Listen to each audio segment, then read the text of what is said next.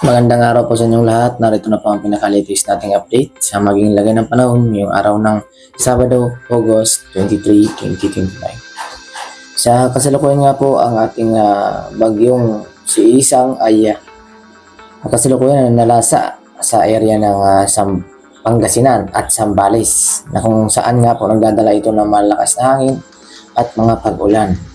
Nasa kanlurang bahagi na po ito ng ating bansa kung saan ay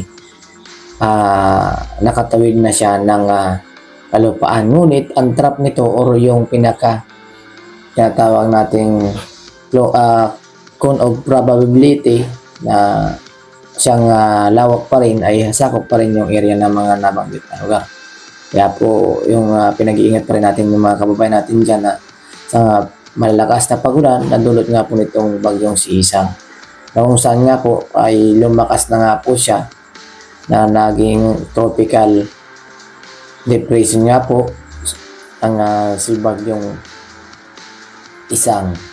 Kaya po pinapaalala po natin yung mga kababayan natin dyan na maging alerto at sa mga biglaang malalakas na pagbuhos ng ulan at sa malakas na hangin na po, posibleng nga po ang mga pagbaha lalo na sa mga mabababang lugar at pagguho ng lupa.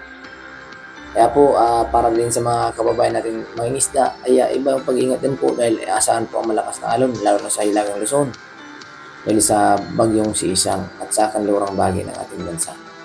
Samantala, bukod dito sa ating minomonitor na si bagyong Isang na may kategoryang tropical depression na kung saan nga po mayroon tayong minomonitor din isang low pressure area na sa silangan ng ating bansa na kung saan nga po nahuling namataan sa layong 1,266 km east of Mindanao na kung saan nga po ay bahagya nga po itong lumakas at possible nga po na ito ay ma-develop into tropical depression. So ngayon hindi pa po natin inaasahan na ma-develop ito ngunit para sa possible baka mabuo na po ito sa mga susunod na araw. So antabayan po natin dahil maaari din po yan magbago. At sa aming pagmumonitor sa kasalukuyan, yun po ang naobserba namin. Kaya patuloy lang po ang aming pagmumonitor at pakisubaybayan po upang malaman po ninyo mga agaran ng mga panibagong update. So para naman sa maigilagay ng ating panahon dito sa loob ng ating bansa, asahan pa rin po dito sa area ng Luzon ang maulap hanggang sa maulap na papawirin at mga kalat-kalat na paulan dito sa area ng Bicol Region. Samantala, dito sa area ng Aurora, bagyang hihina ang epekto ng bagyo dahil sa inaasahan nga po natin ay palayo na rin ito ng ating Philippine Area of Responsibility at Kalupaan.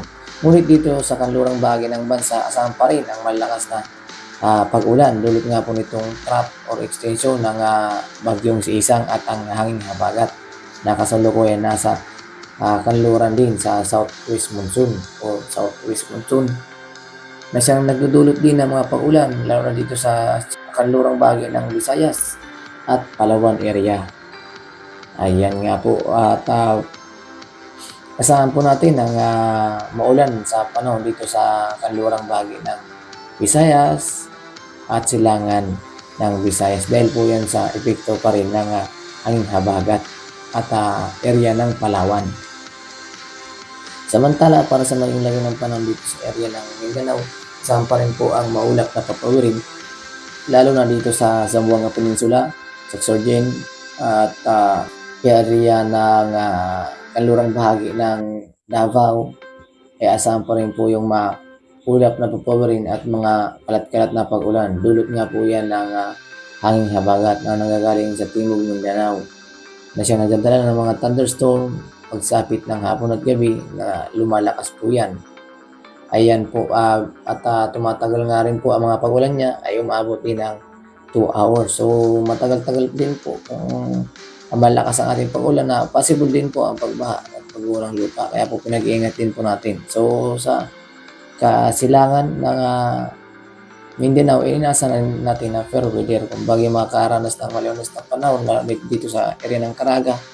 Ngunit may asahan pa rin ang mga kalat-kalat na pag-ulan, lalo na pagsapit ng hapon at gabi. At para naman sa magiging lagay ng ating karagatan sa Mindanao, sa kasalukuyan ay wala din tayo din nakataas na gale warning. At kahit sa baybay ng ating karagatan wala po tayong nakataas na gale warning. Ngunit iba yung pag-ingat pa rin po sa Hilagang Luzon dahil nga po sa binabantay nating bagyong si Isang at ang papasok na low pressure area. At yan nga po ang pinaka-latest nating update sa maging lagi ng panahon ngayong araw ng Sabado. At para maging updated po kayo, huwag kalimutang mag-subscribe para maging updated po kayo sa mga bago nating update. Maraming salamat and God bless us all guys. Bye for now!